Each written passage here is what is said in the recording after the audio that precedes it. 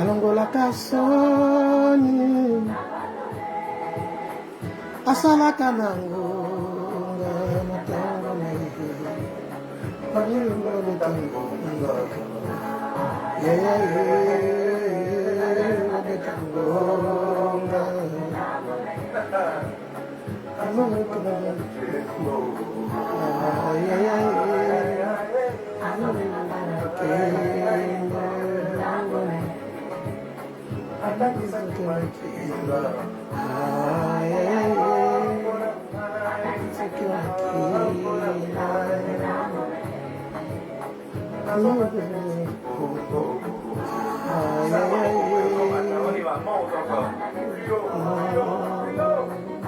tango la kasoni ya bomoi nango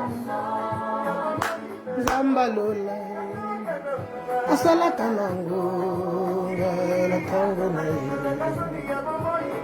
la kasoni zambalola asalaka nango tango na ye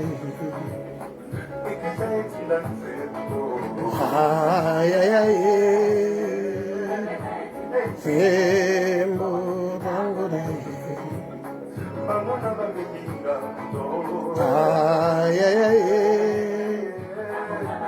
Rambo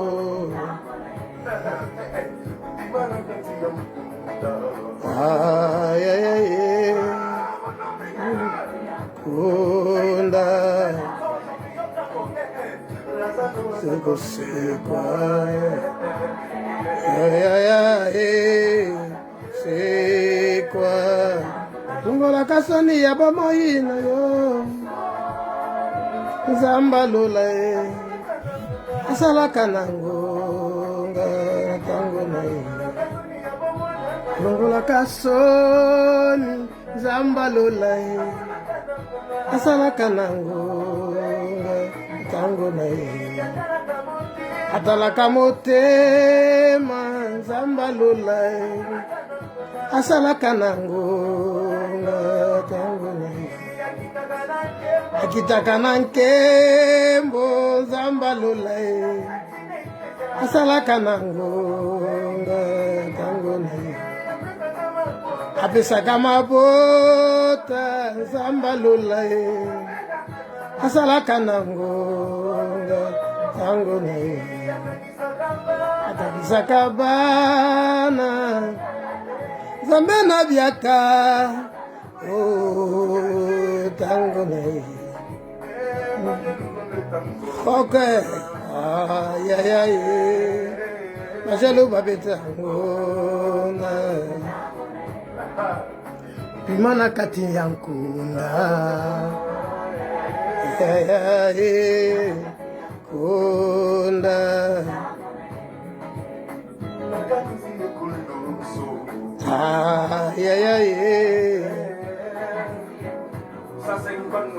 Gloire au Seigneur.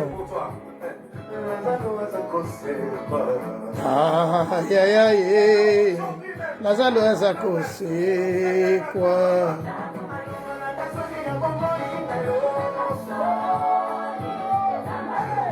Zambena ana konga. Il faut seulement attendre ton temps.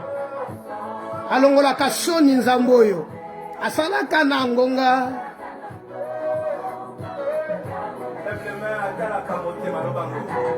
tema Zambena ana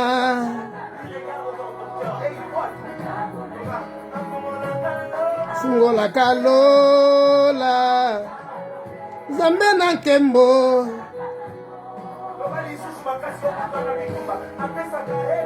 apesaka elonga Zambena nkembo gonga nalokumu nzambalola asalaka nangonga na tango na ye alongola kasoni nzambalola asalaka nangonga na tango na ye alongola kasoni nzambalola asalaka na ngonga na ntango na ye alongolaka soni Nzambe alola ye asalaka na ngonga ntango na ye. Haleluya. Nzambe nkembo asalaka na ntango asungaka mabota. Nzambe akangolaka mabota. Nzambe alobelaka mabota. Nzambe asalaka nyonso na ntango ekoki. Oh Yesu. Haleluya. Kombo na yo nde kumama. Kombo na yo nde tombwa mankololo. Yawe zwano lokumu kolo na bomoi. Toye kueleve grandeur a kombo no Nzambe na kati ya ngonga oyo. Toye kopesa kombo no lokumu pamba to zanza. Nzambe asalaka na ngonga. Lokumu na nkembo ezonga na mboka na yo Yesu. Yawe tombwa na yo Nzambe pour l'occasion yo lisusu. Haleluya. Yawe Yawe Yawe Yawe Yawe Yahweh, Yahweh, Yahweh, Yahweh, Yahweh, Yahweh, Yahweh, Yahweh. Olunanga uzali Nzambe. Alléluia. Monena Jésus. Yahweh na lola. Notakali uzali Nzambe nanga. Yahweh. Nzambe na lola Yahweh, olonango zali Nzambe nabeti nanu maboko epeli moto yo masiya Yesu Yahweh, Yahweh, Yahweh, Yahweh, Yahweh, Yahweh, Yahweh, Yahweh, Yahweh, Yahweh, Yahweh, olonango zali Nzambe. Haleluya. Oelekela kama yele la bato yango biso topesi yo lokumu Yesu mosusu lokola yo Nzambe azate. Nzambe atombwa makoleka mapata. Nzambe azorenie kumama na yo libela. Yawe topesa yo nini? Mokili mpasi, mokili molunge, mokili mokuba problem. Yonde liziba na bomoi. Haleluya. Yahweh, Yahweh, Yahweh, Yahweh, Yahweh, Yahweh, Yahweh, Yahweh, Yahweh, Yahweh, Yahweh, olunango zali Nzambe. Moto na moto mwa lititi na ye sika se confia. Kasi yo nde Nzambe makasi na biso esika totyelaka mitema. Esika toka kopuize Seigneur de gloire. Etango tolembaka Nzambe tokimelaka nde epai na yo. Masiya yo nde Nzambe. Olonango zali Nzambe. Babengi ba Chinois. Babengi Masiya.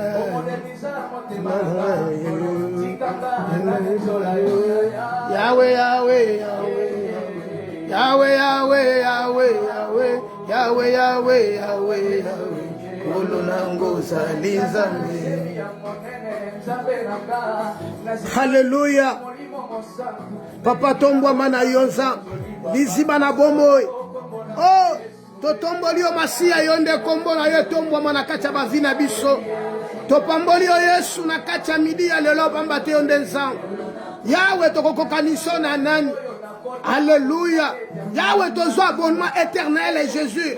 Yahweh to se connecta na yo Saint-Esprit. Yondo koma papa na biso. Yonde Nzambe na biso. Yonde mokonzi na biso. Yonde motambwisi na biso. Nyonso ya biso Nzambe tozo kangwe epai na yo. Yango nkolo to epai no tolobi kozali Nzambe. Alléluia. Kumama. Kumama Yesu kumama. Dimanche lelo Yahweh kumama na yo.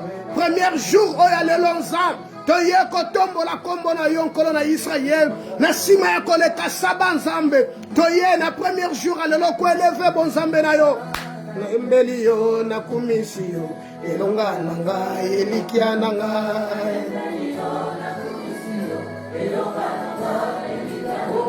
Na embeli yo na sanjoli yo. Etolio na kumisio elonga nanga elikia nanga Etolio na sanjolio mananga bongi nango Yesu kumama na yo bongi na yango Nzambe Yahweh kumama na yo okuma mana yo Nzambe nzambo ya longisi biso bitumba okumama na yo nzambo ya bundeli biso pe alongisi biso okumama na yo nzambo ya pesi biso pema mokolo na lelo ekomama notre Dieu tu renouvelles ta bonté tout chaque matin Emmanuel merci parce que journée à lelo Yahweh opesi biso cette souffle de vie voilà pourquoi toza reconnaissant ya kuelever ça koyebisa yo nzambe okumama na yo nde likonzi na biso nkolo na bomoi yo nde nzambe na biso nkolo na kokam okumama na yo Yesu ozwa esika na biso nkolo na bomoi yango totomboli bonzambe na yo yango topamboli sainte nom na yo Jésus alléluia tu es élevé au-dessus de tout Seigneur car la Bible dit les cieux des cieux ne peuvent te contenir oh alléluia un Dieu qui a reçu le nom qui est au-dessus de tout nom et devant ce nom tout genou fléchissent et toute langue confesse que le Seigneur a la gloire du Père. Reçois l'honneur, Seigneur de gloire à ce midi. Reçois la gloire, car tu es notre Dieu. C'est toi qui es notre source. C'est toi qui es notre source. Là où nous venons épouser Seigneur de gloire auprès de toi, oh Dieu, pour nous incliner. Père éternel, tu es notre Dieu. Abba, Abba papa, Abba papa, Abba papa. Motema nange sepeli tombola yo. Abba papa, moli monange eleve bon zambe na yo. Abba papa, moli monange exalté présence na yo. Abba papa, être nanga mobimba nzambe eleve yo. Yesu kumama na yo. Yonde likonzi ya bomo inanga. Yonde kake alléluia beta kana bomo inanga nzambe. Mobundeli nanga Yesu nde yo. Yawe kumama na yo. Kumama na yo Yesu. Kumama na yo bonga na nkembo. Obongi na nkembo nzambe. Obongi na masanjoli alléluia. Kumame. Kumame. Kumame yonde sekele na bango yonde sekele na bango yonde sekele na bango yonde sekele na bango yoma yanga pesekele o ozande yanga sekele oza yanga sekele Yesu oza sekele nzam yango toko yemba sekele toko tombola sekele toko pambola sekele toko loba sekele Yesu yonde sekele ya motema nanga sekele ya bapense nanga sekele ya vie nanga ya vie sociale nanga nzam yonde sekele nanga nzam c'est toi ma haute retraite c'est toi mon refuge oh mon Dieu mon roi yonde sekele na biso nkolo na bomo tika to tombola kombo na yo sekele ya mabota nyonso nkolo na bomo yonde sekele na bango alléluia tombwama na yo nkolo na bomoi yonde sekele ya bana na bato yonde sekele ya mitema na biso yonde sekele ya mabota na biso nkolo yawe nzambe na Israel baoyo basala bikamwa na se na bomoi yo nzambe yonde sekele na bango baekombo bazanga bana basimba bana nzambe na Israel yonde sekele na bango baebabalaka te nzambe yonde sekele na bango nkolo Yesu nanga basalaka te yonde sekele na bango masiya baeshua na bavi nzambe yonde sekele na bango ya resite yango nkolo toyende pai na yo Yesu toye pai na yo tokoyemba sekele butu pe moi tokoyemba sekele na tongo pe na pokwa tokoyemba sekele yawe tokolala pongi nzambe tokoyemba yonde sekele na biso tombwama na yo nkolo na bomoi haleluya yonde sekele ya motema nanga yonde sekele ya vie sociale nanga yonde sekele ya être nanga sekele ya bana nanga nzambe za yo sekele ya libota nanga nzambe za yo yawe toye pai na yo molimo nanga yo tango kitaka nzambe yawe pe toka kobele posa moko nzambe yawe akotombola kombo na yo yakokumisa kombo na yo nzambe Yesu tombwama na yo yawe tombwama na yo yawe tombwama na yo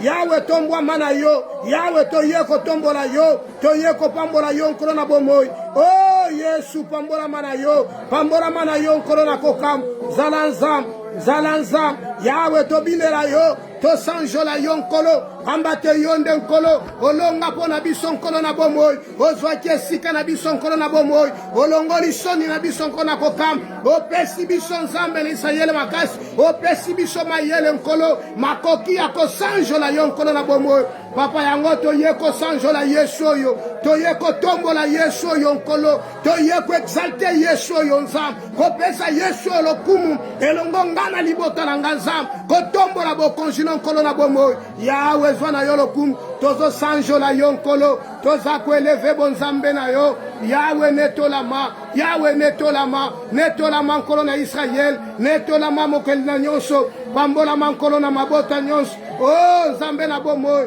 totomboli yo nkolo nzambe oyo totiela motema nzambe oyo totiela motema pambolama na yo pambolama seko na seko Yesu pambolama seko na seko pambolama nzambe netolama na yo mokeli na nyonso mabota nyonso likotombola kombo na yo toye koexalte yo nzambe toye koeleve grandeur ya kombo na yo toye komitika na se na yo nkolo na Israel mawa na yo nzambe likola mabota mawa no likola bana mawa na yo nzambe na Israel Yahweh tobelemi epai na yo Yahweh oza nzambe na bolingo nkolo na Israel oyo avandisi bolingo na kati ya moi na biso un Dieu qui a prouvé son amour lorsque nous étions encore des pécheurs Christ tu as pris notre place Alléluia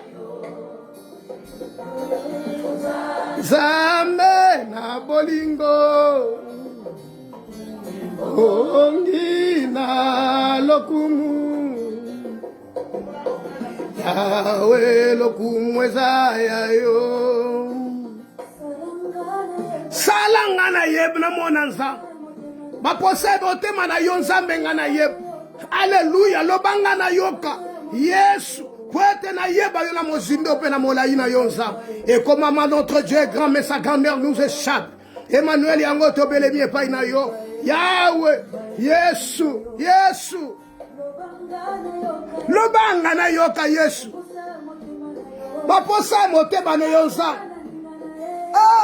Hallelujah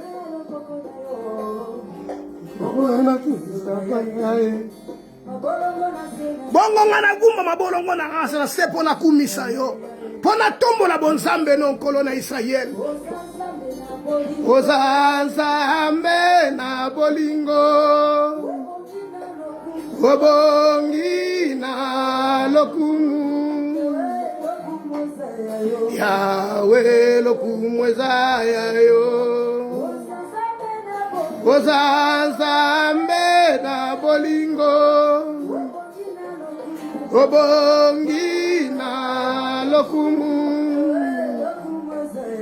Yahweh lokumu ezaya yo Yahweh lokumu ezaya yo pambola mana yo moyenge bene Hallelujah toye pai na yo nzambe toye nkolo mimonisa nkolo na Israel fulusa biso na bonzambe na yo nkolo Yahweh biso totatola Yahweh yo ndoza nzambe Yesu bonzambe na yo nde monisa mankolo na bomoi Yahweh fungola na yo lola mitema na biso tosopinde pai na yo Yahweh loba biso toyoka kita biso tobika nzambe Yahweh simba bomoi na biso nkolo Yahweh totambola na yo longo oh Yesu malobano to simba ngwana mitema na biso nkolo evanda kati na biso comme il est écrit Saint d'Israël ne vous bornez pas à écouter mais mettez la parole de Dieu en pratique Seigneur que cette parole est la gravée dans nos cœurs dans nos vies oh Dieu nous voulons vivre ta parole prince de paix prince glorieux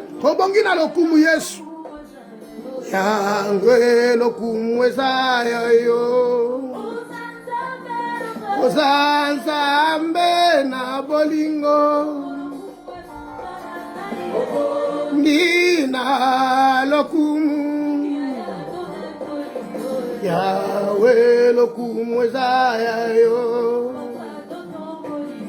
Yahweh lokumu ezaya yo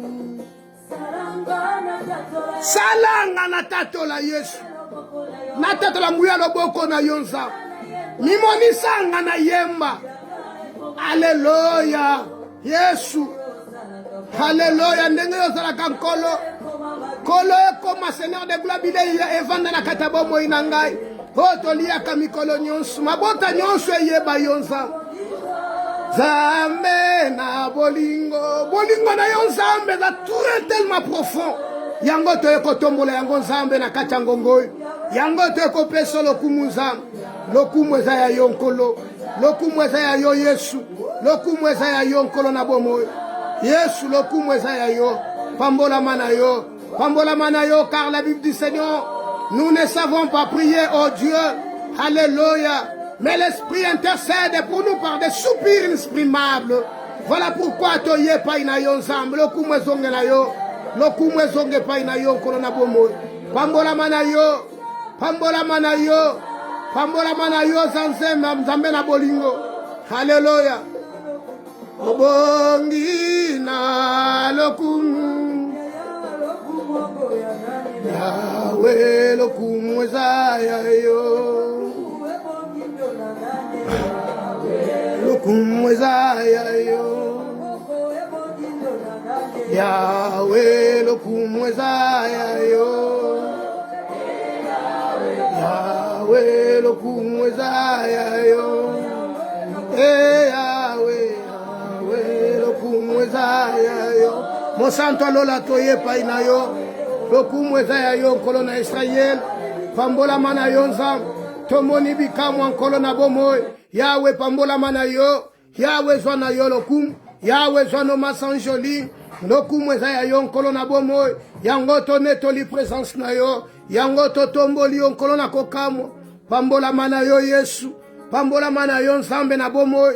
Netola mana yo. Yahweh tubandiko zonge pa ina yo banako remplir biso na gloire na yo. Molimo santo banako fulusa biso na bonzambe na yo. Toye liboso ya tabernacle na yo nkolo. Yesu banako fulusa biso na bonzambe na yo. Yahweh. Hallelujah. Ozali nzambe. Ozali nzambe. Hallelujah. Ozali nzambe.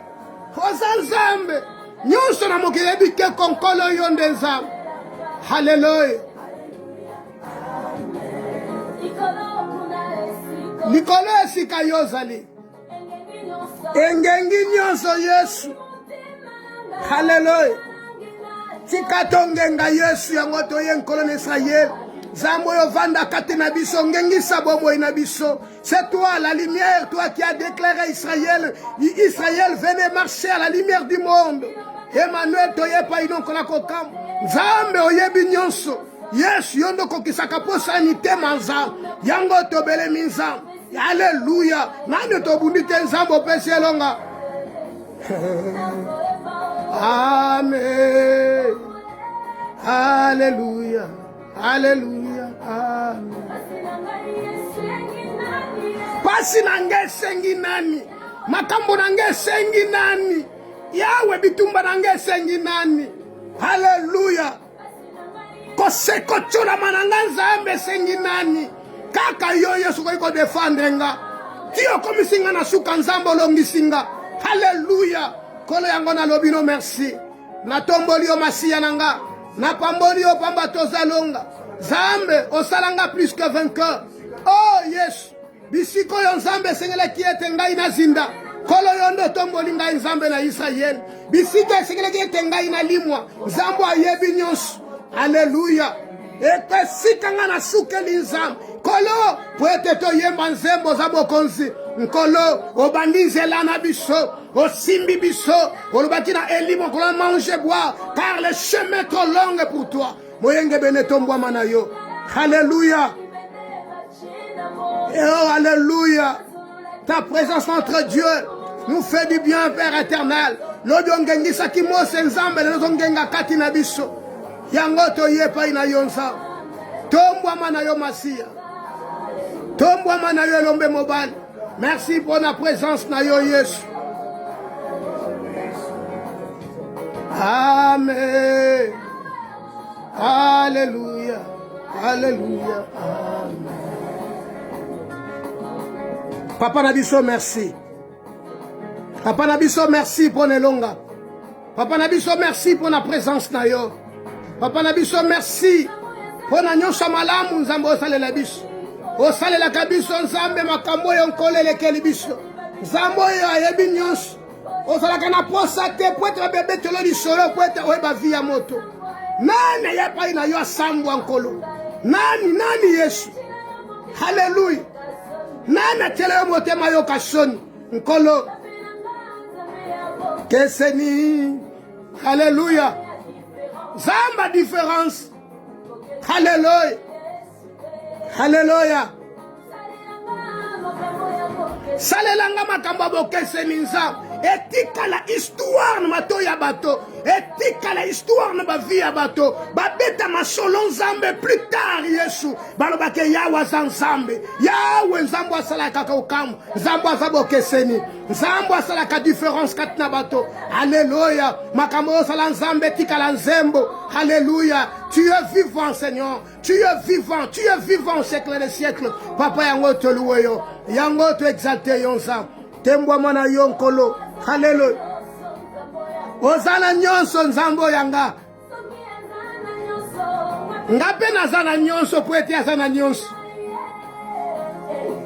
lelilelilelilelilele yesu tombwama na yo yesu tombwama na yo tombwama na yo nzambo oyo tombwama na yo nzambo oyo pambolama na yo nzambo oyo mobateli malamu mobateli akonga bongina nyonso et comment ma Seigneur de gloire le premier jour Seigneur de gloire de la semaine et oh Dieu il s'est rendu au sépulcre très tôt le matin ils ont trouvé les tombeaux vides Emmanuel yango bisoto epai na yo leur question Seigneur de gloire était qui nous roulera la pierre mais tu as roulé la pierre Seigneur de gloire tu as fait grâce à ton peuple Seigneur fais-nous grâce fais-nous vivre ta splendeur et ta grandeur parce que zanza yango te epai na yo nani akokani na yo nani akokosala makambo oyo osalaka nzambe nani akokosunga bana na bato nkolo tobengi yo kaka yesu tobengi yo kaka nzambe tobengi yo nkolo yesu yo nde tobengi na kombo asisa bidimbu nzambe atikaka bilembo esika lekaka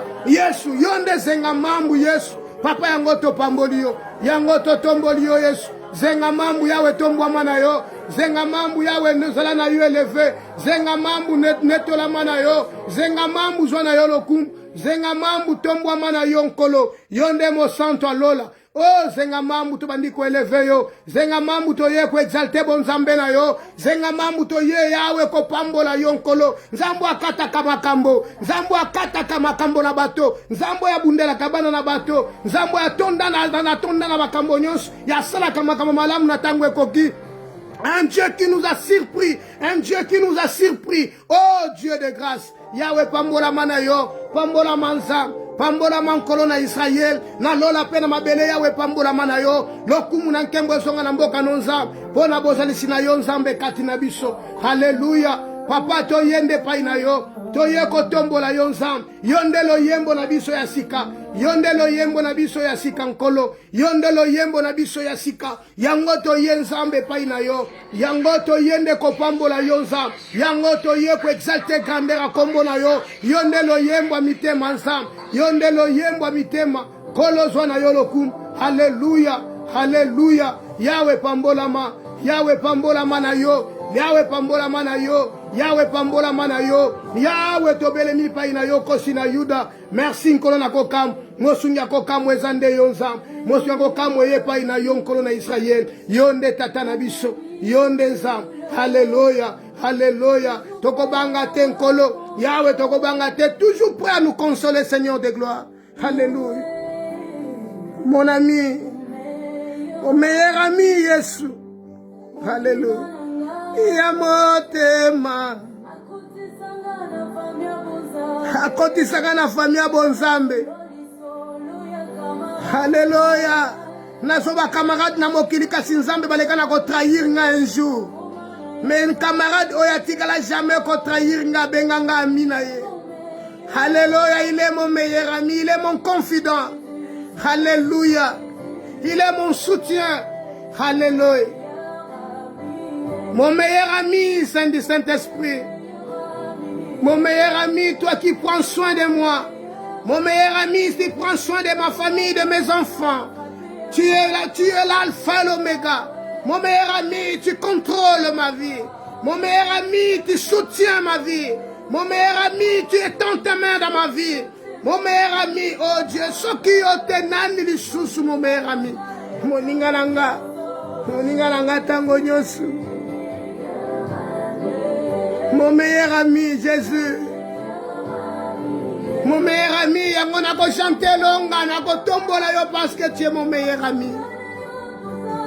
Celui qui m'a consolé, oya pangusi pinzoli nanga, mon meilleur ami. Alléluia. Oya pesanga makoki ezanga ndelo, mon meilleur ami. Alléluia, alléluia, alléluia, alléluia, alléluia, alléluia. Zamboyo, mon meilleur ami. Zamboyo, mon meilleur ami. Tombo manayo, mon meilleur ami. Alléluia. Mon meilleur ami, abundelinga bitumba nzambe. Alléluia, nyonso telema liboso na ngai binene nkola bunda longola. Oya miki etelemi nzambe kolengisa nga te, mon meilleur ami. Yahweh, c'est toi qui me soutiens. Oh, alléluia. Alléluia. Jusqu'à mourir sur la croix pour ma vie, mon meilleur ami. Alléluia. Amour inconditionnel, oh Dieu. Tu es mon meilleur ami. Tu es mon meilleur ami. Zambwa Sekusa Lazalo. Atunata eloko atunata. Motunate. Kayenda lobili lobapelo beko kisami. Seigneur, merci. Alléluia. Alléluia. Bigisa bon sur la 38 ans sans condition.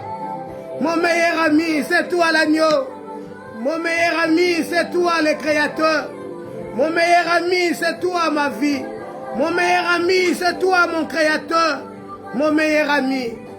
Alléluia. Sikabato bazangeli kia na pesa kelika katina bato. Mon meilleur ami, Zono Lokum. Jésus, tu es mon meilleur ami. Yango to bénir yonzambe.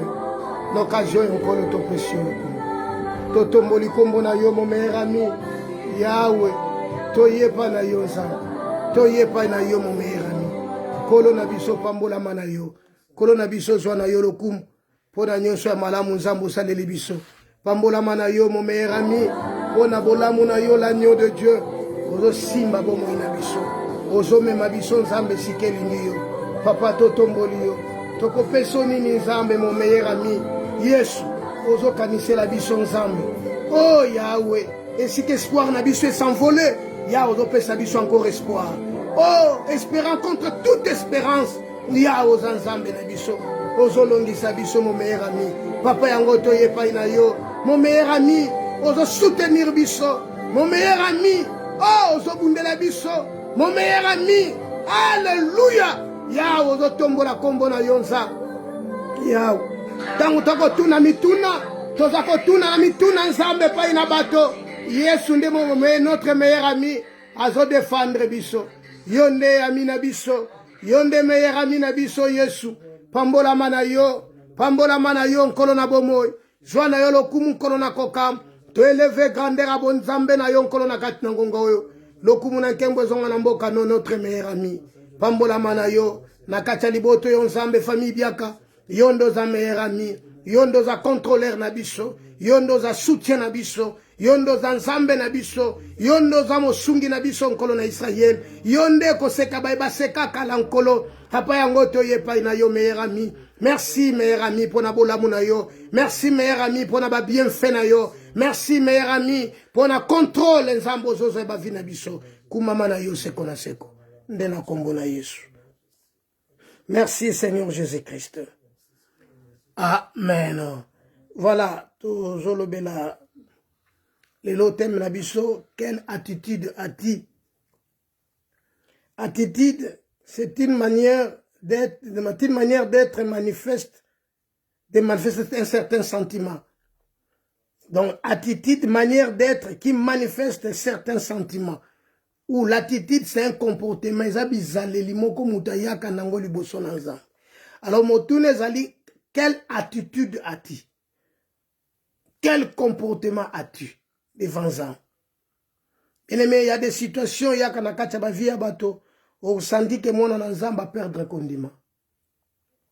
Il y a quand on a situation, monsieur, il y a comme on est l'embisi mon anzambe, alobi non na sukia wana koka susute, on bate makambo et les kelinga makasi. Mais dans des situations difficiles, quelle position, quelle attitude yo zwaka? Tango makambo tele makana kata vina yo. Tango ba situation mususu tele makana kata bobo ina yo. Na ba classe na yo, na ba nzelozo tambola. Na musala, na ministère. Quelle attitude prends-tu? Quelle attitude prends-tu? Présana bato mususu attitude moko tango makambo et surgir. Ndeko yo mwana pa bwa ki kondima. Alobi non. Makambo ele kelinga makasi. Alors na koki yango lisusu te. Malamu na sala autre chose. Mais le Seigneur a posé sur cette question lelo nati nate toyeba lolenga ko attitude to ko zana nango na kati na monde lelo parce que monde lelo zana makambo ebele na kati na yango. Monde lelo etondi na mabe ya ndenge na ndenge. Bible lobi tango bolingo la bato nyonso ekosila nde boye ina mwana na moto. L'amour du plus grand nombre se refroidira. Bolinga bato ebele ekosila bato basala bakotala b'intérêt na bango, bakotala makambo bango bakolinga basala makambo bango balingi, mais basalo nzamba lingi te to nzamba azotinda te. Voilà pourquoi Bible lobi bozala bayoki ya pamba te mais botia maloba na nzambe nde na kati ya musala. Bien-aimé, alors nous voulons parler d'un homme, cet homme Bible lobi Motoyo akotaki na kati ya village moko. Et quand s'est rendu dans cet village, Bible lobi, il a rencontré une dame. Et cette dame a invité na kati ya ndako na ye. Tango a invité na kati ya ndako na ye, toke na Marc chapitre 10. Marc chapitre 10, verset 38. Marc chapitre 10, verset 38.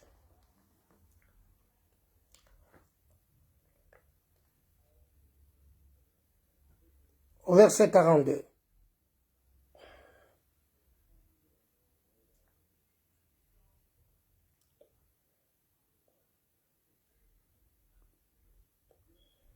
Jésus leur répondit, vous ne savez ce que vous demandez. Vous pouvez boire la coupe que je dois boire. Bien-aimé, ndeko yesu azoloba ete eloko bino bozo senga boyebi yango te parce que bandeko bayi ko senga ye.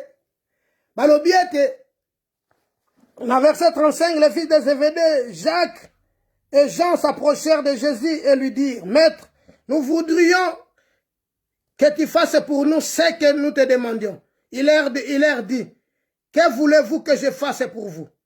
Accorde-nous, lui dire, d'être assis l'un à droite et l'autre à gauche, quand tu seras dans ton roi, dans ta gloire. Jésus leur répondit, vous ne savez ce que vous demandez. Vous pouvez voir la coupe que je dois boire. Oui, être baptisé du baptême dont je dois être baptisé. Nous le pouvons, dire-t-il. Donc, banomi baleba yeko senge pa ina Yesu. Balobiete tolingi tozala pene na yo. Tolingi moko za na loboko na mobali, mushoza na loboko na mwasi tango yo komata na nkembo na yo. Yesu alobi te, boyebi te loko bozo senga. Eloko bozo senga boyebi yango te.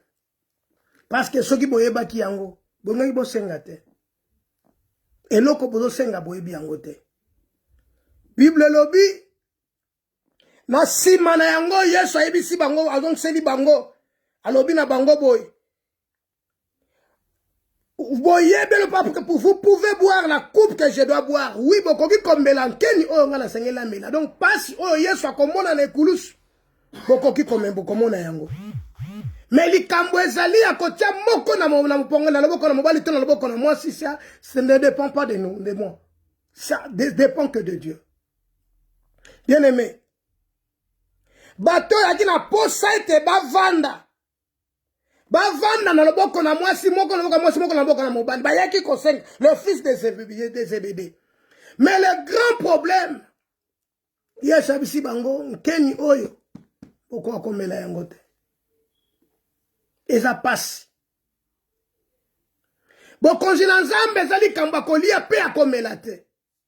Bien-aimé, donc devant des situations, devant des problèmes, il faut avoir un comportement où on peut sans Nzambe gloire. Où on tombe la combo dans Nzambe. Yesu, Bible lobi, moko mususa koti na mboka. Na Betani, Bible lobi tango akei juste akutani na Marthe. Bible lobi Marthe amemiye na ndako na bango, na ndako na ye. Et tango akomi na kati ya ndako, Bible lobi, Marie avandi na se ya makolo na Yesu azoyoka liloba na Nzambe. Marie avandi azoyoka liloba na Nzambe. Et pendant que Marie azoyoka liloba na Nzambe, Marthe azana temps ko se préparer pour être salé loko na kolia comme d'habitude. Tous on a l'habitude on a aussi les Africains. Soko yambi mopaya pa na yo, il faut quand même saler du bien. Parfois on préparer loko kolia, parfois on préparer loko moko songolo pour naye. Ah on appelle c'était de même. Ndekoyo tangwa yambi papaya. Bible lobika yamba ki Yesu na ba ekoli na ye. Tangwa yambi bango. Marthe s'est précipitée à quitter cuisine, à saler le comme quelque part après te bateau wana bazala ko. Habiter quelle distance batamboli, a habiter trajet ni bateau baleka na kosala. Pendant qu'elles ont préparé, il posa la question. Elle posa la question. Seigneur, ils ont dérangé yote que Marie, ma soeur, ati kangana balola musala kosala musala ngamoko ye a kovanda nena makolo nayo. Le problème, Christ a répondu à l'obi.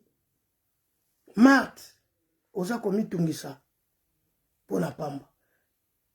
Une seule chose, Marie a choisi une part qui ne sera jamais auteur. Marie a pogné loko moko bakoboto la te. Pamba te biloko yozo sala ya kolia. Tokokoli ya lelo me lobi. Tozo suna posa ya kolia. Mais oyo Marie azozwa. Eza motuya akovanda nango toute sa vie. Bien aimé, devant des situations, quelle attitude yo zala kanango, tango likamoke telemi na kacha vina yo, ma soeur, bien aimé, toi qui me vas me suivre, landa likambo malam, quelle attitude yo telema kanango de besoin de situations. Il y a des gens, bah comme à épuisé, alembi, ponaye, vous savez un jour, Élie, après avoir comme 450 féticheurs, Bible lobby, Jézabel a lobby azok boma kosili sa vie à Élisée, à Élie. Bible lobby Élie a kimaki. Na sima ya kokima Élie, Bible lozol babwe Élie a lobby la mort mais préférable à la vie. A sepela ki na liwa ke aleka na ko vivre. Pour nanine parce que problème moko c'est surgir a yebite ndenge na ko remonter problème wana. Ndenge na koko sala po ke likambo ele kana kolonga liboso na ye. Ndeko ya kimia ke. Nzamba ka kutani na Eli, a ebisi Eli a pe mela pomba tenzele za mulai. Mais Eli a s'épuisé. Eli a lembi. Problème nangeza cet après-midi, quelle attitude as-tu? Osana comportement nini devant Zam? Quelle attitude as-tu? Devant ba sentiment ni nozana ngo liboso nzambe liboso ba problème na yo zala na position nini position on fona zala nango il faut na montrer que naza mwana nzambe malgré ba problème malgré ce que tu sois tellement ngai na telema lokola mwana na nzambe parce que ce qui na telema lokola mwana na nzambe te na ko échouer Bible lobi tiens-toi bon ne regarde ni à gauche ni à droite. Marthe s'occupait de la nourriture, Marthe s'occupait na makambo kolia, Marthe azotala makambo eza ba fitilité, Marthe azotala makambo ko se pelisa nzoto. Or le Seigneur azotala nzoto to ne molimo na moto. Marthe azak s'occuper na yango. Bien aimé, comme notre coutume aussi, de la dame s'est préparée pour faire quelque chose pour quoi cueillir bateau. Azoze la pote yebi que na sim na yamba bateau malam, il faut ba quand même elokakolia, il faut ba mela, il faut ba zala à l'aise. Alors ngai fona sa na kota na kati na cuisine, na s'occuper na soins domestiques pour que bango ba zala à l'aise. Mais pour Dieu, pour la Yesu makambwane zala ki na tina te pona. Makambo ezala ki important. Voilà pourquoi mkwebisi ayebisi ba ekole ya lobi naza na nourriture oyo pino boyebite. Et ils sont partis aller chercher la nourriture. Baye tango baye biloko kolia yango wana Yesu non naza na bilei oyo bino boyebite. Mais quel nana yela ki biloko kolia batuni motuna. Nani mutapesi biloko kolia? Non, ma nourriture, c'est de faire la volonté de celui qui m'a envoyé. Donc, nourriture, il y a liboso, il y a vina biso, et ça, ko salande, mokano na nzambe, na kokisande posa na nzambe. Donc, dans des situations difficiles, Na ba premier kokote melanga la première des choses na sala belle volonté na nzambe. Soki na sali volonté na nzambe, oyo etikali nzambe akobundelanga. Pamba te Bible lobi, il fait de nos combats ces combats. Bible lobi boy, ils te feront la guerre, ils ne te vaincront pas. Car je suis avec toi pour te délivrer. Je suis avec toi. Donc, le col nzambe na ju etumbalange comme yaye. Or, la dame a comme itungisa. Donc, elle avait raison de faire parce qu'elle avait des visiteurs. Les visiteurs doivent manger ou faire quelque chose pour la malam. Il faut assala quelque chose. Mais c'est là qui est important, c'est ma capacité et pas encore là.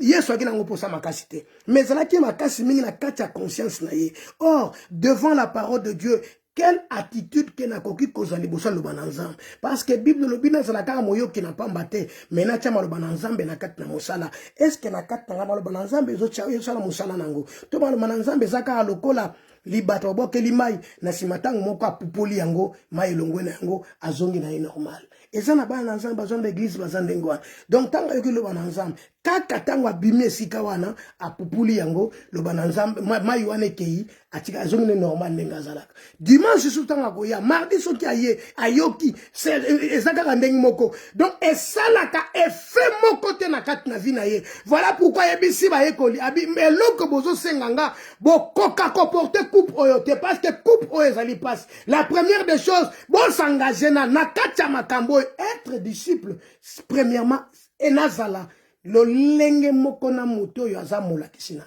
est-ce que naza disciple naza mwana na nzambe mwana na nzambe eza na maloba te mwana na nzambe eza te lokola nazosambela mwana na nzambe eza te mpo nalobaka en langue non ezaki mwana na nzambe te mwana na nzambe eza te mpo napesaka mbongo na église mwana na nzambe eza te mpo napesaka offrande mwana na nzambe te mpo nakendaka baretraite ebele nasambelaka ebele nazwaka temps mingi ya prière ce n'est pas ça être fils de Dieu mais fils de Dieu c'est faire la volonté du Père abi coupe oyo beaucoup akomema yango te beaucoup supporter yango te Marie s'est donné la peine Marthe s'est donné la peine il y a qu'à préparer quelque chose pour accueillir batonaye mais Marie s'est agenouillée Marie s'est assise pour écouter la parole de Dieu bien aimé voilà pourquoi mon thème na biso ali quelle attitude as-tu devant des situations? L'attitude, c'est un comportement. Donc, devant la parole de Dieu, devant Dieu, il faut qu'on assimile parce que la Bible dit, il fait grâce à celui qui veut et miséricorde à qui il veut.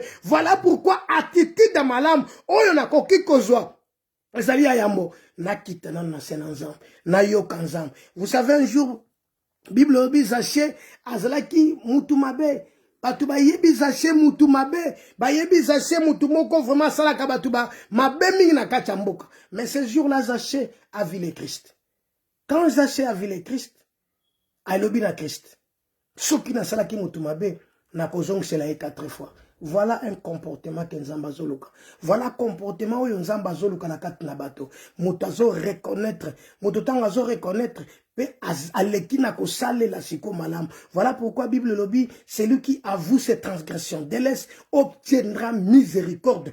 Zaché a vu décision. Alors, non, ce qui n'a pas qui moutumabe, n'a causé c'est 4 fois. Voilà, Christ a lobby. Non, lui aussi, c'est un fils d'Abraham. Mais bien aimé, les problèmes, l'attitude fona zalanango, la première des choses, fona se humilier, na mikiti sana se ensemble, na yoka ensemble, na pratiquer parole ensemble, na vivre ensemble. Bible pambate nyonso to mwana sena mokilio ekoleka. Mais liloba ensemble, ezotika la seko na seko. Cette dame s'est donné de la peine, ya ko s'engager na katia cuisine, ya sala musala malam pour que batuba bali ya malam. Oui, c'est une bonne chose, mais ce qui est très important, Marie a choisi une bonne part qui ne sera jamais ôtée. La part que Marie a pris, la part que Marie a eu, bien aimé, à Ponaki, Moutakoboto la part ouanate, Pambate, Zambe, à permettre que Marie, ayoka lobananzam, oye ko vanda na kati na vina ye pona seko, lobananzam, oye ko mema Marie, vina ye mobimba atambola na yango azala na yango voilà ebenga que Marie azala mona azala fille de Sarah azala fille de Dieu et sengela qui Marie avanda ayoka le bananzam voilà la raison pour laquelle les jours là Lazare est mort, Marie avait tout compris, que pour que Nkolo akota na kati mboka, pour que Nkolo asekusha, akota na kati na vina moto, il faut na gumba menaye. Voilà ce jour-là, il s'est agenouillé. Voilà ce jour-là, il s'est prosterné devant Dieu. Bien-aimé, il faut na zonga na sen ensemble. Pour na zonga na sen ensemble, je dois m'humilier, car la Bible dit Dieu fait grâce aux humbles, il résiste aux orgueilleux. Batna lolendo Nzambe, aza résister katina bango. Mais Nzambe, aza comme moni sakata bato baza humble.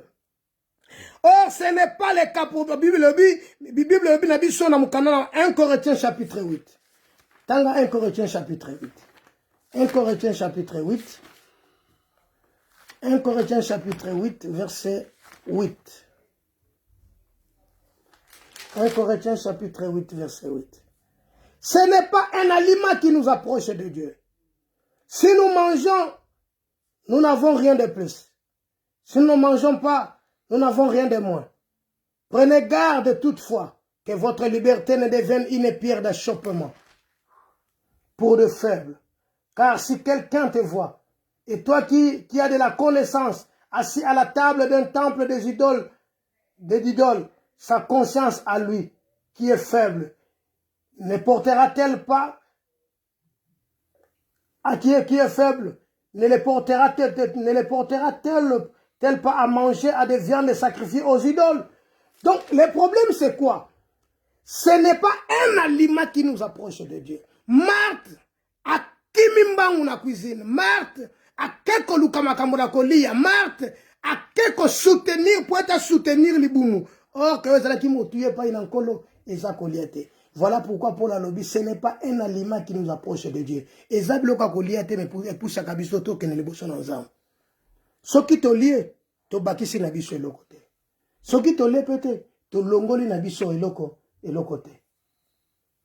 Donc, ce qui te lie na kati ba vi na biso to bakisi eloko te. Ce qui peut te lie te to longoli na biso eloko te. Ce n'est pas un aliment qui nous approche de Dieu. Mais Marthe s'est précipitée à recevoir Bapaya. Oui, elle a fait une bonne chose. Il y a cocotte dans la cuisine. Mais la première des choses qu'elle a l'ingaki à salle, c'est des milliers. Azonga ayoka liboso ndo mananzam. Bien aimé, eloka malamu ya motuya ezapa inanzam. Oyo biso tokoki kosala. Oyo biso toko tambola nango eloka liboso eza ya kovanda pene na nzambe, ya koyoka loba na nzambe, pe ya kotia loba na nzambe na misala. Bien aimé, soki tokobanda toza loba na nzambe totie na misala, même si ba tempête ye, même si ba mbonge ye, même si bitumbe telemi, même si ba problème ye, nzambe ako défendre maloba na ye, ako défendre biso. Pourquoi? Parce que maloba na ye vandi kati na biso. Et comment si vous demeurez à moi et que ma parole demeure en vous, demandez ce que vous voudrez. Batu bami pesi na kolia, bami pesi na komela, bami pesi na bisenga mokili oyo. Or ce n'est pas ça ezoko approcher biso, ezo me fait pas inanza. Parce que nyonso tolobi nyonso yo ekoleka. Mais loba na nzambe ndezo tikala seko na seko. Ce n'est pas un aliment qui nous approche de Dieu. Bible verset 9, prenez garde toutefois que votre liberté soit une pierre d'achoppement. Prenez garde, senjela pambate qui m'ont sommé na yo et comme li bakute pour la bateau mosusu. Parce que nenge yozo vivre, nenge lingako vivre, nenge lingako tambola, ezala li bakute pour la bateau mosusu. Il y a des gens qui sont faibles, il y a des gens baza makasité, mais tant baromona lo lenge na yo, lo lenge yo vivaka, lo lenge yo zozala. Bien aimé, muto akoza na face mi balete.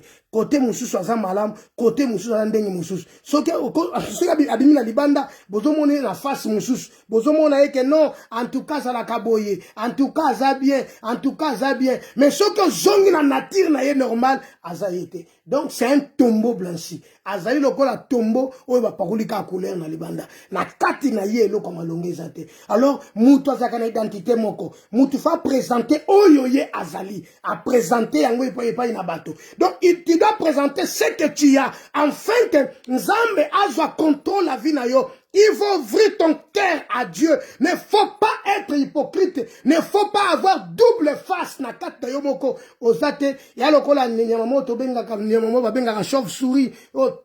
Aza côté mususu mpuku, côté mususu azandeke. Non, mwana nzambe azala bongo te. Mwana nzambe aza moko, aza unique. Ndenge aza unique, Bible lobi soki osonde motema nanga oko trouver bobele ozobima na kati ya monoko na ngai. Pourquoi? C'est parce que na kati ya motema na moto. Voilà pourquoi Bible lobi na proverbe garde ton cœur plus qu'autre chose. Parce que c'est dans le cœur que makambo se vandi. C'est dans le cœur oyo nyonso evanda na kati ya mitema ba mauvais raisonnement. Makambo ya mabe va na kati ya motema. O soki motema no de so sukolia. Bien-aimé, belei batu bakoko mona bakoko lobela yo na ndenge so kotanga bakombo na yo na ndenge malamu. Mais si l'Éternel Dieu ne te connaît pas, tout ce que tu fais est à pamba. Ils a zéro. Nyon so ça les a zéro. Même si batu babeteli yo maboko, même si batu balobi na yo ke yenda bongi, yende igwe, yeso kinan, mais soki nzamba yebiete, ayebiote. Bible lobi boy, yeso lobi boy, je connais mes brebis et mes brebis me connaissent. Ils entendent ma voix et ils me suivent. Marthe ce jour-là a sepeli koko ta cuisine, a sepeli kwa accueillir bateau, ezana accueil moko chaleureux, ba sepeli na kei wan, mais et pas une encolo, et ça qui est important, c'est ce qui est très important, avec Alinga qui Marthe, Vanda, Ayanga le bina Marthe, tu t'inquiètes et tu te déranges. Mais une seule chose est vraie, Marie a choisi une part qui ne sera jamais lui ôtée.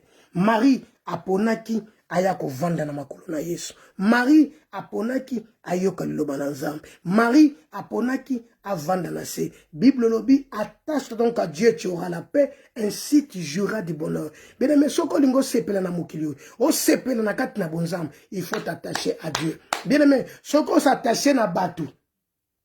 Une seule conseil que je vous donne, mes enfants, c'est qu'on s'attache à Batou. Un jour, Batou va trahir yo. Un jour, Batou va boire yo. Mais ce qu'on s'attache à Nzam, au Kalami Nzam, quelles que soient les conditions, quelle que soit la tempête et koya, quel que soit le mouvement, nous se côté les mains, Nzamba ko boire kayote, Nzamba ko keir yo, Nzamba ko soutenir yo na droite enfant, kasi mutu, azamutu, lobi ako wanga na yo, lobi ako chola yo, lobi ako boire kayo, lobi ako kende ko tonga yo lobi, lobi ako kende ko finga yo, oh ngakutu na sala kaye azala, oh mutu sala ka mutu azala. Voilà les seuls chemins que je vous montre, mes enfants, ma famille, bien-aimés, beau s'attacher dans l'âme. Attache-toi à Dieu, dis la parole, attache-toi donc à Dieu, tu auras la paix, ainsi tu jouiras du bonheur. Si une seule chose vraie que Marie a choisi, c'est d'habiter dans la maison de Dieu, c'est de vivre dans la maison de Dieu. N'est-ce pas qui est écrit dans vos Bibles, vaut mieux un jour dans le parvis de Dieu que 1000 jours ailleurs. Mieux vaut un jour dans le parvis de Dieu. Le parvis de Dieu, c'est dans les mains de Jésus. C'est pas le parvis de Dieu, c'est vivre dans le temple de Dieu. Le parvis de Dieu, c'est vivre en Christ. Le parvis de Dieu, c'est de connaître Christ et sa grandeur. Le parvis de Dieu, c'est comprendre la parole de Dieu. Le parvis de Dieu, c'est suivre Christ et de comprendre sa grandeur. C'est ça le parvis de Dieu. Parvis dans l'âme. Mieux vaut un jour dans le parvis que 1000 jours ailleurs. Bien aimé, au koko vivre 1000 jours ailleurs. Batoi koku misoko zana mbongo ezana batu atanga ka bango na mokili oyo. Batia ka ba kombo na kati na mokili oyo. Batanga ka bango. Mais lelo basi bakufa bakenda. Bat histoire na bango pesila. Bakoma kobenga bango ba pauvre. Ah, et fait un tel, azalaka boy. Mais lelo, pour que ton histoire reste, c'est en Christ que tu peux réussir. C'est en Christ. Mes enfants, pour réussir dans la vie, dans vos mariages, partout au Boken de la vie, une seule chemin, une seule chose à suivre, c'est Christ. Christ, il est le chemin. Christ, il est la vérité. Christ, je peux tout, vous donner tout. Mais sans Christ, vous êtes rien. Sans Christ, vous êtes rien. Christ, il est le centre de notre vie. Christ, il est le médiateur de notre vie. Christ, il est le commanditeur de notre vie. C'est lui qui tient les commandes. C'est lui qui tient les commandes de notre vie. S'il dit oui, personne ne peut dire non. Voilà Marthe a choisi la cuisine. Marthe a choisi d'accueillir les gens pour voir, pour recevoir cet accueil-là. Non, ayebi ko lamba. Non, ayebi ko loba. Non, ayebi ko solola na bato. Non, ayebi ko vivre na bato. Non, oko yeba makambo wana te soko yebi Christ te. Soko yebi Christ. Christ a kolaksoninga ko vivre na bato. Christ a kolaksoninga ko vanda na bato. Christ a kolaksoninga ko loba. Christ a kolaksoninga ko tambola. Christ a kolaksoninga ko bondela, Christ a kolaksoninga nyons. Voilà, Marie a choisi ko vanda na makolo na Yesu. Quelle attitude as-tu? Quelle attitude as-tu, bien-aimé? Quelle attitude as-tu? Bien-aimé, il est grand temps de changer nos comportements, de changer ma vie nabiso, finga biaka, finga batu, chola batu na mokili, eza malam, nengo sepeli, mais li tomba nango ezali. Parce que nyonso motalonaka akobukango. Alors le seul chemin que je vous montre, c'est le chemin de la croix. Christ est assis à la droite du Père. Christ, il est amour. Christ, il est compatissant. Christ, il est tout pour notre vie.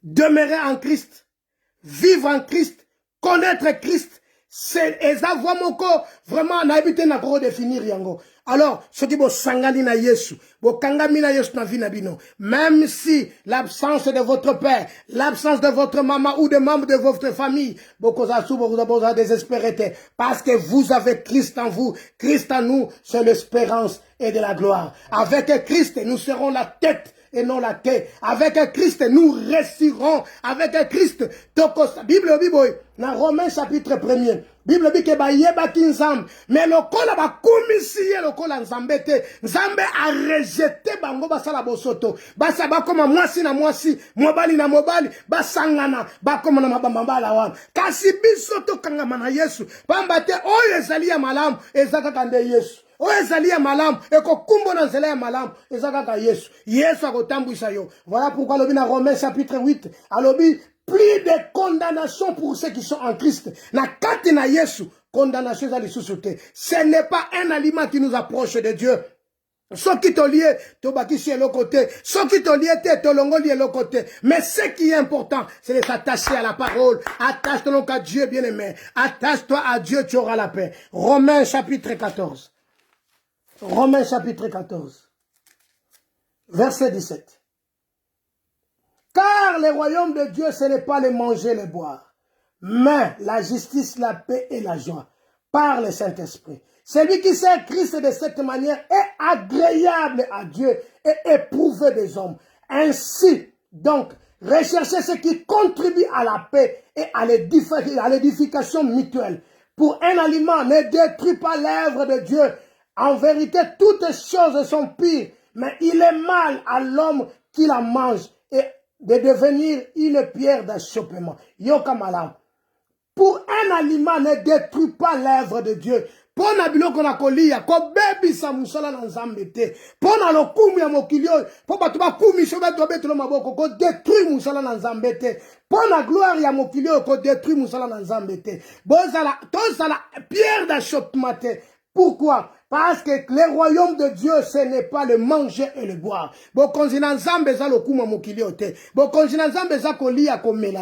Mais c'est la première des choses, c'est la justice. C'est ça le royaume de Dieu. Que je sois juste devant Dieu. En toi, va trouver l'injustice. En toi, va trouver ma bête. Bato ko trouver pas bato ba ko betelo maboko, je le répète. Bato wana kaka nju ba ko chola yo. Bato wana kaka nju ba ko balukila yo. Bato wana kaka nju ba ko sasa yo. Kaka ndenge yo tonga kine ba ba tonga yo. Mais avec Dieu, soko kangami na Yesu. La première des choses, qu'est-ce que dit la Bible? Cherchez premièrement le royaume et la justice de Dieu. Et tout ça sera à vous donner par-dessus. La première des choses, c'est la justice. C'est ça, Marie. Marie a été avandi na makolo pour qu'elle le mananzam. Marie a vendu na makolo na Yesu pour qu'elle bénéficie de justice ensemble. Marie a vendu na makolo na Yesu pour qu'elle s'attache na lilo mananzam. Yoka, la justice, la paix et la joie. Na kata Christ, nous avons la paix. Voilà pourquoi Christ dit, je vous laisse ma paix, je vous donne ma paix. Je ne vous le donne pas comme le monde donne, mais la paix de Dieu. La paix de Dieu se trouve qu'en Christ. La paix de Dieu se trouve qu'en Christ. Voilà pourquoi Paul le dit, qui nous séparera de l'amour de Dieu. Nani nini okabiso bolingo na nzambe. Nini eloko te na se na moi oyo. E okabiso bolingo na nzambe. Bolingo na nzambe za manifeste na kati ya bavi na biso. Bien aimé, Christ a massé manifesté en nous. Lokola mi moni sa kati na biso. Bien aimé, Israël lobi asala ki objet ko luka, osala la recherche pour que ba comprendre la venue de Christ. Ba comprendre Christ.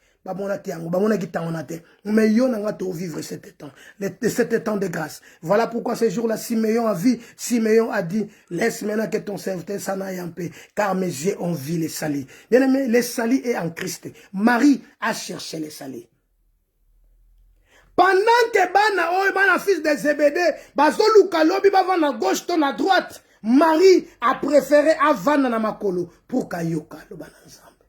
Marie a sepela qui te kakende. Apo nanan, non, on a la droite na yo, tu vas la gauche na yo, non. C'est que Marie a choisi, la première des choses, c'est être au pied de Christ. Namakolo na Yesu. Tant on va vendre namakolo na Yesu, yangon des ali tomba. Yo kalobina verset 20, pour un aliment ne détruit pas l'œuvre de Dieu.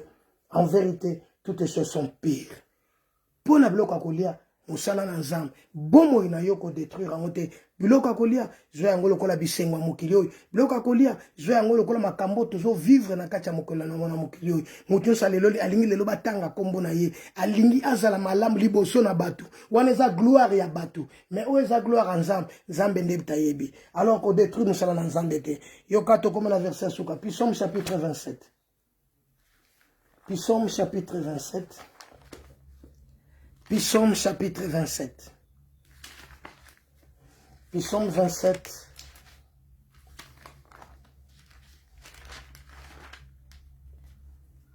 Psaume chapitre 27, verset 4, verset 5. Psaume chapitre 27, verset 4, verset 5. Je demande à l'Éternel une chose que je désire ardemment. Nazo senga na nzambe loko moko nga na lingaka mingi. Yoka loko yango. Je voudrais habiter toute ma vie dans la maison de l'Éternel.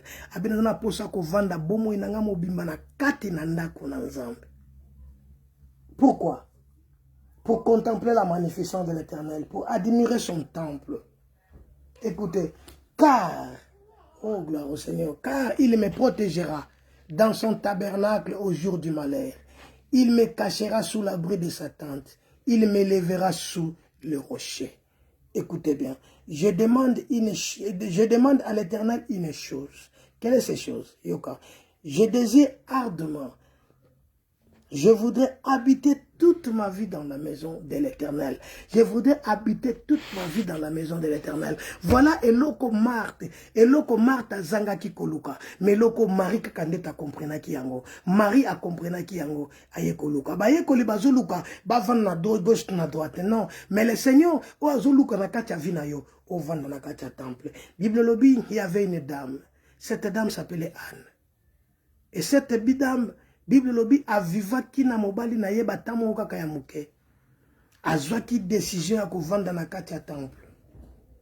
Avandi na kati ya temple. Quel travail est ça na kati ya temple? Bible lobi azeka apona ko jeûner pe ko prier. Alexaki toute sa vie na kati ya temple. Et les jours besoin na Christ ba bénir ye et pas ya Simeon, la dame a vu le Christ. Elle habitait dans la maison de l'Éternel. Bien aimé, la maison de l'Éternel c'est Christ. Oyo yo kokoza nango ine bonne comportement kozala nango ezaka ko vanda na kati ya temple à Christ. O vanda na corps. So va na kati ya corps, o contempler magnificence ensemble. So va na corps, o contempler magnificence ensemble et na sima o contempler magnificence ensemble. Yoka. O contempler magnificence na ye et quoi admirer temple na ye. Car Bible obi a ko protéger yo na kati tabernacle na ye le jour où malheur ekoya. Mokolo problème ekoya. Mokolo ba makambo ekoya. Mokolo bitumbu ekoya. Mokolo ba tempête ekoya. Ako protéger yo. Mais conditions zaka moko. Au vanda na sa temple. David alobi. Nazo senga ka nzambe loko moko. Na vanda na kati ndako na ye. Bien aimé ndako nzambe. Ezande nzoto ya Yesu. Pambate Bible lobi nzambo asala likolo na se avanda kate na ndako batongi na maboko na bato. avanda ande kati na biso. Voilà loko David azosenga avanda na kati ndako na Nzambe. Et loko David azosenga à contempler magnificence ya Nzambe, admirer temple na Nzambe. Et Nzambe a ko protéger au jour des malheurs. Bien aimé, les jours des malheurs viendra. Bilobi un jour Nzambe a protégé David. Nabitumba devant Goliath. Bien aimé, devant Saoul, Nzambe a protégé David. Bien aimé, de même que Dieu le fera dans ta vie. Mais une seule chose, Nzambe a senga yo au vanda na kati temple na ye. Quelle attitude ati? Oza lokola ba fils à Zébédée. O bazo senga moko va à droite, moko va à gauche. Oza lokola Marthe. Mais nazo ebiselo ko moko important. Au vanda na makolo na Yesu. Que l'Éternel Dieu te bénisse. Nzambe lola kanisela yo. Nzambe lola senga na Nzambe. Au vent dans la serre makolo na Nzambe, au yoka Nzambe, et au mettre en pratique maloba na Nzambe. Yango nde conduire vie na yo, yango kotambusa vie na yo, yango kosunga vie na yo, yango eza nourriture na kati na yo, e kosunga yo, e kosunga bana na yo, pe kosunga bana ya bana na yo. Kaka soko vandi na kati na Yesu. Eloko malamu, eloko ni malamu, o mobocha ko botikela bana na ye, ezaka maloba na Nzambe. Voilà pourquoi Bible bina proverbe la kisaba na nzela ya kolanda tango bazamike etango bakokola bawe obunga susu nzela te nazo ebisa yo na tango lisusu bien aimé ozonga na sema makolo na Nzambe parce que le Seigneur a besoin de toi. Que l'Éternel Dieu te bénisse, toi qui me suis et toi qui me suivras. Que l'Éternel Dieu te bénisse. Il sait les choses vraies. Puis Psaume chapitre 27 verset 4, je demande à l'Éternel, il sait les choses que na vanda na sema makolo na ye bien ko vanda makolo na Nzambe yango ne récite vina yo. Marie a choisi ko vanda na masema makolo na Nzambe. Yo ponini. Oponini. Parce que mukili ko leka nango. Oponini. Obota. Mabala. Nyonso wana to mona ngwe ko leka nango. Meloba na Nzambe. Etikali seko na seko. Kola lola pambola yo. Zamba pambola misala na yo. Zamba pambola na semaine oto bandi lelo. Zamba pambola yo. Ozala beni. Na nyonso ko leka na kosala. Nzambe amona yo partout okozala. Nzambe atombola kombone na kati ya vina yo. E Nzambe asala makambo yo ezaya bikamo. Makambo yo zoluka. Nzambe akokisala yango na kombo na Yesu. Seigneur, je bénis ton peuple. Que la grandeur de ton nom ezala révélée na kati ya bana na yo. Que le bao ezala gravé na mitema na biso na kombo na Yesu Kristo. Yawe akumama na ye. Poza pambata za Nzambe. Nzambe amemonisa kati na bato. Nzambe asunga ka bato. Asunga mkono na lelo. Kola pambola.